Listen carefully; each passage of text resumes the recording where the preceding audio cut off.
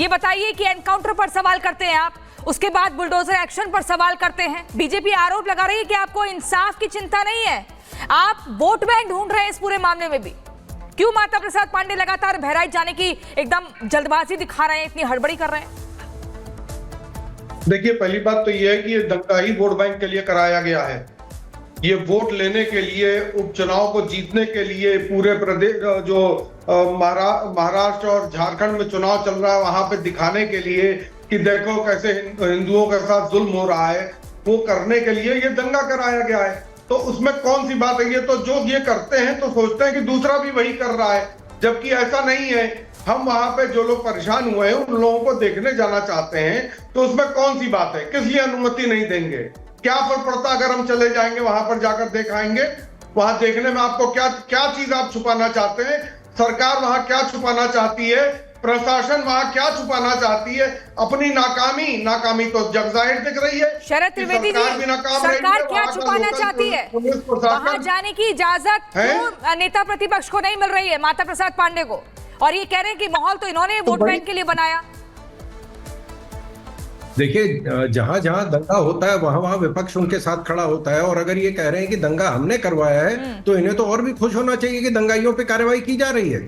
जब दंगाइयों के साथ एनकाउंटर होता है, उनको एनकाउंटर के लिए नहीं एनकाउंटर किया गया, तो उनको जो न्यायिक प्रक्रिया में लाने के लिए किया था वो तो इनके साथी हैं। इनको उन्हें समझाना चाहिए था कि आप आ जाइए, सरेंडर कर दीजिए, आपके वो एनकाउंटर नहीं होगा। ये सारे इनके साथ के लोग हैं। जब विकास दुबे का एनकाउंटर हुआ तब ये विकास दुबे के साथ खड़े थे। जब विजय मिश्रा का हुआ तो ये विजय मिश्रा के साथ खड़े थे। अतीक अहमद, मुख्तार अंसारी, आजम खान, जितने भी अपराध के जो प्रतीक हैं उत्तर प्रदेश में, वो सारे इनके नौनिहाल हैं। तो इन्हें तो तकलीफ होगी। आप देखें कि जहां इनका भी मोइन खान का जो किस्सा हुआ था अयोध्या में, वहां मोइन खान का जो बेकरी है वो चल रही थी सरकारी जमीन पे, और सरकारी थाना चल रहा था दंगाइयों को लेकर। जो हमदर्दी लगातार हो रही है, बहुत सवाल खड़े करती है। एक तरफ कह रहे हैं कि उन्होंने माहौल बनाया, दूसरी तरफ कहा जा रहा है कि भाई इसमें माहौल क्या है? आप पूरा मामला देखिए ना, कोई अगर निकल रहा है सामने से, आप उन पर पथराव करेंगे, मामला पूरा एकदम गरमाने का प्रयास करेंगे तो माहौल बिगड़ेगा ही ना। मैं कांग्रेस नेता वरुण पुरोहित जी आपके पास आना चाहूंगी। बताइए, पीडब्ल्यूडी एक सरकारी विभाग है, सीधे तौर पर वो कह रहे हैं कि जिन लोगों ने अतिक्रमण किया है, आप अपने कागज दिखाइए। अगर आपके पास कागज है तो ध्वस्तीकरण नहीं होगा, कागज नहीं है तो ध्वस्तीकरण होगा। इसमें कहां से धर्म ढूंढा जा रहा है? इस पर सियासत क्यों की जा रही है? देखिए, कोई सियासत नहीं की जा रही है। दिल्ली में भी जब बुलडोजर चल रहे थे, जब भी मैंने प्रश्न उठाया, कंटिन्यूस उठा रहा हूं, न्यायिक प्रक्रिया को आप बाईपास नहीं कर सकते। दूसरी बात, अगर अवैध अतिक्रमण है तो आप मुझे बताइए, आज दिन तक किसी अधिकारी जिसके टेन्योर में घर बने हैं उसका टूटा क्या किसी का? उसको तोड़ते हैं तो मैं इनको सल्यूट करता। अधिकारी जो बनवाते हैं, अवैध अतिक्रमण कराते हैं, जिनके टेन्योर में जो भी लोकल सेल्फ की बॉडीज होती हैं, चाहे डेवलपमेंट अथॉरिटी हो, चाहे नगर निगम हो या म्यूनिसिपैलिटीज हो, उनके कौन से अधिकारी बाबू के घर तोड़ दिए उन्होंने? 7 साल इनका राज हो गया। इनका प्रशासनिक फेलियर है, इंटेलिजेंस इनपुट का फेलियर है। जो दंगे होते जाते हैं फिर उनके बुलडोजर करते जाओगे। हमने एनकाउंटर कर दिया। जो ड्रामा एक स्क्रिप्ट बना रहे हैं देश के अंदर, तो सबको समझ में आ रही है, फिल्मी स्क्रिप्ट पूरे देश में चलाना चाह रहे हैं। 4 जून का जो रिजल्ट आया था उसके बाद इनको धक्का पहुंचा। पूरे देश में विपक्ष समझ नहीं रहा है। विपक्ष की भी बात कर रहा हूं, मेरी खुद की पार्टियों की बात कर रहा हूं। विपक्ष को समझ में नहीं आया। इन्होंने एक पूरी रणनीति बनाई पैन इंडिया, इस प्रकार से करना है, जब तो हरियाणा जीते। ये पूरे पैन इंडिया ऐसे काम करेंगे जिससे आगामी चुनाव सारे जीतने का प्रयास करेंगे। अब आगे अगर इनमें मन में सच्चाई है, सत्यता है, तो पूछिए इनसे, एक अधिकारी का घर तोड़ के बता दें जिसने अतिक्रमण करवाया, उसका क्यों नहीं घर तोड़ देते? उसका घर नहीं तोड़ेंगे क्योंकि माल आता है, जब हुआ तब किसी ने ध्यान नहीं दिया। लेकिन अगर आप उसको चिन्हित किया जा रहा है, आप उसको चिन्हित किया जा रहा है वरुण पुरोहित जी, तो उसमें समस्या क्या है? उस पर कार्रवाई कर रही है ना यहाँ पर पीडब्ल्यूडी की विभाग पर टीम जो है कार्रवाई कर रही है। नोटिस चस्पा 3 दिन पहले कर दिया और कहा कि आपको 3 दिन का समय दिया जा रहा है। सबसे हैरानी की बात यह है, आप विपक्ष जो सवाल उठा रहा है, तस्वीरें आप देखिए सुबह से आ रही है, लोग अपना सामान लेकर जा रहे हैं, टीन शेड दुकानों के बाहर से हटा रहे हैं। यानी कि वो खुद मानते हैं, कि उन्होंने अतिक्रमण किया, गलत किया, सड़क पर 20 फीट आगे तक पूरा घेराव किया था। अब उन्हें जाना पड़ेगा, कार्रवाई हो रही है। तो आचार्य विक्रमादित्य जी, जिस तरीके से एक तो 20 फीट आगे सड़क पर पूरा कब्जा होता है, अब ध्वस्तीकरण के लिए टीम जाती है तो उस पर विपक्ष सवाल उठाता है, वोट बैंक की राजनीति करता है। लेकिन इन्हें यह समझ नहीं आता कि आरोप जो लगाए जा रहे हैं कि जिन्होंने माहौल खराब किया, हमारे घर के बाहर बैंड बाजे बजा रहे थे, सबसे बड़े आरोपी तो वो हैं जो सड़क पर कब्जा करके बैठे हैं।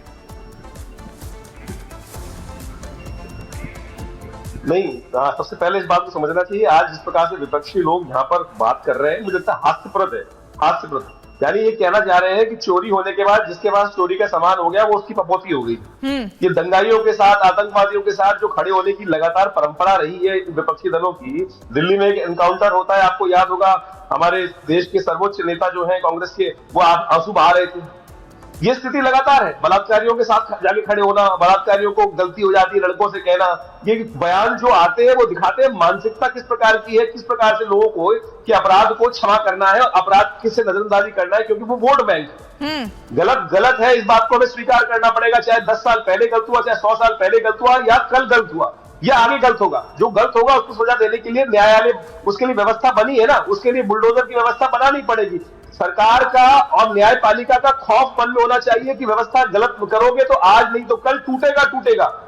अब जो गलत कर रहा है दिल्ली के अंदर, अभी बात कर रहे थे पुरोहित जी, शीला दीक्षित का टाइम भूल गए क्या? जिस प्रकार से बुलडोजर रोडों पे घूमता था, एनक्रोचमेंट को तोड़ता था, क्या वो सरकार गलत कर रही थी? 15 साल दिल्ली में शीला दीक्षित का राज रहा और हर गली के अंदर जो एनक्रोचमेंट कैसे गलत चीज को तोड़ना, अधिकारी की बात, आप संरक्षण अधिकारी कोई अधिकारी गलत नहीं था क्या? आप कंप्लेंट करो अधिकारियों के नहीं तोड़ोगे जी। मैं कह रहा हूँ बहुत बढ़िया उठा रहे हो आप कंप्लेंट करो ना, मतलब आपका प्रशासन टोटल फेलियर है, आपका प्रशासन फेलियर है। मैं कह रहा हूँ आपके जमाने में समय अतिक्रमण आपका और मेरा जो है अधिकारी के लिए आप कंप्लेंट करो। अरे जनता कंप्लेंट करेगी, अधिकारी होनी चाहिए ना, उसके लिए व्यवस्था है, उसके लिए व्यवस्था है। अगर आपको लग रहा है कि ऐसा कुछ गलत किया है तो जो लोग बैठे। तारिक अहमद लारी, समाजवादी पार्टी के नेता, मैं आपके पास आना चाहूंगी। जिस तरीके से राम गोपाल की हत्या कर दी जाती है दंगाइयों द्वारा, उस पर समाजवादी पार्टी कुछ नहीं कहती है, उस पर एकदम चुप्पी साध लेते हैं। अब यहाँ पर एक डॉक्टर मरीज के हिसाब से उसका इलाज नहीं करेगा ना, वो उसके मर्ज के हिसाब से करेगा। जो बीमारी है कैसे उसको बेहतर करना है उस पर इलाज होगा। वही योगी आदित्यनाथ कर रहे हैं। विकास क्या है, कैसे सुरक्षित माहौल बनाया जा सकता है, उसी के तहत कार्रवाई हो रही है। इस पर इतनी आपत्ति क्यों? देखिए, एक यूरेशियन आतंकवादी ने हमला किया था एक आदमी के घर में घुस के। मेरे घर के अंदर घुसकर एक आतंकवादी अगर मेरे सामान को तोड़ेगा, मेरे घर की औरतों को छेड़ेगा, मेरे घर की औरतों के साथ बदसलूकी करेगा, तो सरकार ने मुझे अपनी आत्मरक्षा करने के लिए उस आतंकवादी को मारने की इजाजत दी। देखे तो वहां पर जो लोग बैठे थे उन्होंने गंदे गंदे गाने बजाए और उन्होंने संसद जुदा के नारे लगाए, नबी की तलवार चलेगी, उन्होंने किस प्रकार के वक्तव्य वहां चलाए और ये सबके सामने है। किसी की बात समझ नहीं आई। गलत बोल रहे हैं लारी साहब। आचार्य विक्रमादित्य एक यूरेशियन आतंकवादी जब बैठकर आतंकवादी